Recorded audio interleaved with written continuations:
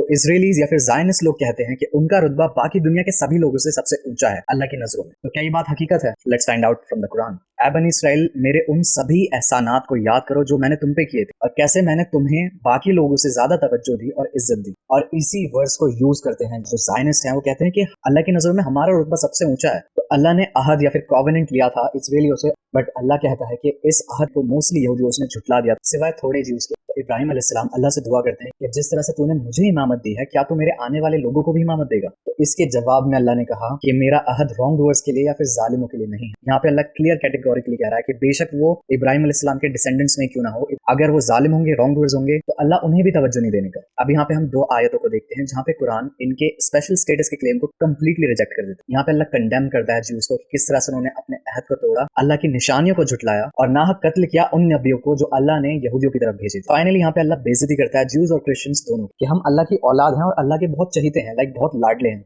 तो अल्लाह नबी से कहता है यहूदियों से क्वेश्चन करने के लिए कि अगर तुम इतने ही लाडले हो तो अल्लाह तुम्हें अभी तक सजा क्यों देता हुआ आया है तुम्हारे गुनाहों के बदले। तो सबसे पहला टेंपल था यहूदियों का जो कि तोड़ा गया था नेबुकदनेस्सर के जरिए, और जो दूसरा टेंपल था वो रोमन्स के जरिए तोड़ा गया था 70 सीई में, और इसमें भी लाखों यहूदियों का कत्लेआम हुआ था। और जो टेंपल था वो फिर से तोड़ दिया गया था सेकंड टाइम। और उसके बाद जब यहूदियों ने ईसा अलैहिस्सलाम को मारने की कोशिश की तो उसके बदले में क्रिश्चियंस ने through out the history Jews को या यहूदियों को हमेशा परसिक्यूट किया है, उन पर जुल्म किया है।